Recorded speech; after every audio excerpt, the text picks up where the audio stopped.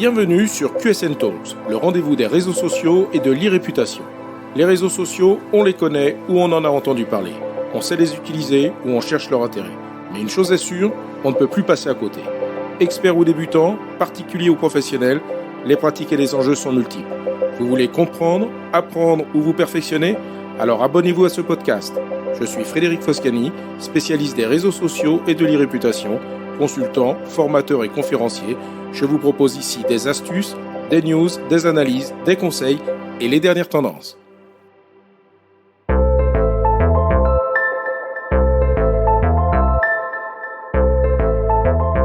Bonjour, aujourd'hui dans QSN Talks, les influenceurs et les précautions indispensables. Lors d'une prochaine émission, j'aborderai certainement les différents types d'influenceurs, l'intérêt pour une marque ou une entreprise de recourir à un influenceur, qui est concerné par les influenceurs et comment sélectionner l'influenceur qu'il vous faut. Aujourd'hui, je vais me limiter aux précautions indispensables qu'il convient de respecter lorsque l'on met en place un partenariat avec un influenceur. Remontons dans le temps. Il semblerait que le premier placement de produit soit visible dans un film des Frères Lumière datant de 1896 et mettant en avant un savon de la marque Sunlight Soap. Depuis, le placement de produits n'a cessé de croître, notamment ces dernières années, avec le développement des réseaux sociaux. Et c'est donc par l'intermédiaire d'influenceurs que les marques et entreprises cherchent de plus en plus à faire connaître leurs produits en espérant pouvoir atteindre et influencer une communauté tout en dissimulant le plus possible l'aspect publicitaire de son approche. C'est ce que l'on appelle l'influence marketing. Le placement de produits, qui peut revêtir différentes formes, est assimilé à de la publicité et de ce fait est censé être contrôlé en France par différentes instances. L'ARPP, l'autorité de régulation professionnelle de la publicité, est chargée de vérifier la bonne application des règles déontologiques applicables à la publicité. Mais aussi la DGCCRF, la Direction générale de la concurrence, de la consommation et de la répression des fraudes. Pour cela, ces instances peuvent se reposer sur plusieurs textes, et notamment un article de la loi sur la confiance dans l'économie numérique, dite LCEN, qui consacre le principe d'authentification en précisant, je cite, « toute publicité, sous quelque forme que ce soit, accessible par un service de communication au public en ligne, doit pouvoir être clairement identifiée comme telle. Elle doit rendre clairement identifiable la personne physique ou morale pour le compte de laquelle elle est réalisée. » Et c'est bien là que le bas blesse. Car il faut bien le reconnaître, c'est un petit peu le Far West dans le monde des pratiques du marketing d'influence. Des risques de sanctions existent pourtant. Le Code de la consommation sanctionne de 2 ans d'emprisonnement et 300 000 € d'amende toute pratique commerciale qui n'indique pas sa véritable intention commerciale. Malheureusement, ces sanctions sont rarement appliquées. Il faut peut-être espérer que l'amende de 20 000 € dont a écopé Nabila à l'été 2021 serve d'exemple et de sensibilisation. La sanction dont elle a fait l'objet concerne une publicité déguisée publiée en 2018 sur ses réseaux sociaux où elle faisait la promotion d'une monnaie virtuelle sans avoir indiqué qu'elle était rémunérée pour la création de cette publication et donc il s'agissait d'une publicité. La première règle à retenir en matière de partenariat avec un influenceur est la transparence. Cela signifie que l'aspect publicitaire doit être explicite. Certains réseaux sociaux comme YouTube, Instagram, Facebook proposent une fonctionnalité qui permet d'identifier clairement les contenus sponsorisés par un partenaire commercial. La deuxième règle porte sur l'aspect instantané, sur l'information du caractère commercial. Autrement dit, se contenter de certains hashtags comme ad, advertising, sponsorisé, sponsor, collab, etc. et chercher à les dissimuler au milieu d'autres hashtags de son post ne sera pas suffisant. Si votre audience est francophone, utilisez plutôt des hashtags comme sponsorisé, publicité, partenariat ou collaboration, mais ne cherchez pas à les cacher. À ce jour, il n'existe pas de disposition spéciale pour les placements de produits sur les réseaux sociaux. Et c'est donc le droit commun qui s'applique. Il faut donc le rappeler, il n'est pas permis de faire n'importe quoi. D'ailleurs, l'activité commerciale des influenceurs attire de plus en plus l'attention de par les nombreux dérapages constatés, au point d'obliger le législateur à porter spécifiquement son attention sur ce sujet. Par exemple, en décembre 2020, la Commission européenne a proposé 2 textes pour réviser les pratiques commerciales numériques au sein de l'Union européenne et accroître la responsabilité et l'équité en ligne. Il s'agit de la loi sur les marchés numériques, la Digital Markets Act, et la loi sur les services numériques, la Digital Services Act. Selon cette dernière, les influenceurs en tant que créateurs de contenu devront accepter une plus grande responsabilité pour le contenu qu'ils publient en ligne. Ils devront donc s'assurer que leur contenu est approprié, non trompeur ou illégal. En attendant une harmonisation européenne, les règles varient donc d'un pays à un autre. L'Angleterre a récemment pris des dispositions plus drastiques en termes de transparence, allant au-delà de la simple information mais intégrant certaines fonctionnalités des plateformes pouvant pouvant contribuer à transformer la réalité. C'est en ce sens que l'autorité des normes de publicité, l'ASA, a décidé d'interdire l'utilisation des filtres aux influenceurs lorsqu'ils réalisent des campagnes de publicité en rapport avec la beauté. On avance donc doucement mais sûrement sur le chemin de la transparence affichée de l'influenceur vis-à-vis de sa communauté. Des lois existent depuis des années en la matière, mais le règne du n'importe quoi persiste malheureusement en l'absence de sanctions. Il était donc temps que la DGCCRF se manifeste sur le sujet, comme je l'ai indiqué dans le cas de Nabila. Mais les sanctions amènent d'autres questions. Les influenceurs sanctionnés vont-ils se retourner vers leur agence ou l'annonceur pour défaut d'information? Pour réguler cette activité, il faudrait obliger l'ensemble des acteurs concernés par ces opérations à respecter la loi. Et sanctionner seulement l'influenceur en bout de chaîne déresponsabilise le donneur d'ordre, la marque et l'agence intermédiaire. Pour être efficace, la sanction devrait donc s'appliquer à l'ensemble de la chaîne, marque, agence, influenceur. Face à la difficulté de faire respecter certains principes par des influenceurs peu scrupuleux, certaines marques commencent à être séduites par une nouvelle approche, la création d'influenceurs virtuels, entièrement contrôlés par les entreprises et qui publient le quotidien de ces personnes virtuelles sur les réseaux sociaux. Cette nouvelle tendance pourrait ainsi intéresser les marques qui ne seraient plus soumises aux règles applicables au principe de partenariat avec un influenceur. Voilà finalement ce qui menace les influenceurs à force de ne pas respecter les règles en vigueur. Par leur propre comportement, ils incitent les annonceurs à se passer d'eux. Sans compter la perte de crédibilité auprès de leur communauté qui n'est pas dupe de ces comportements et qui les accepte de moins en moins. Alors si vous êtes influenceur, une agence ou un annonceur, tenez-vous informé de la législation liée au marketing d'influence. Il en va de votre notoriété, de la pérennité de votre activité dans certains cas et de votre responsabilité.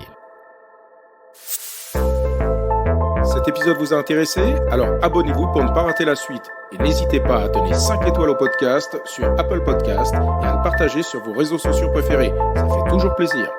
Ce podcast est rendu possible par QSN Digital, l'agence que j'ai fondée pour conseiller, accompagner et former les professionnels, entreprises, dirigeants et personnalités à définir et gérer leur stratégie de présence sur les réseaux sociaux et leur e-réputation. Vous avez des problématiques de visibilité, d'image, de veille, de recrutement et de relations clients?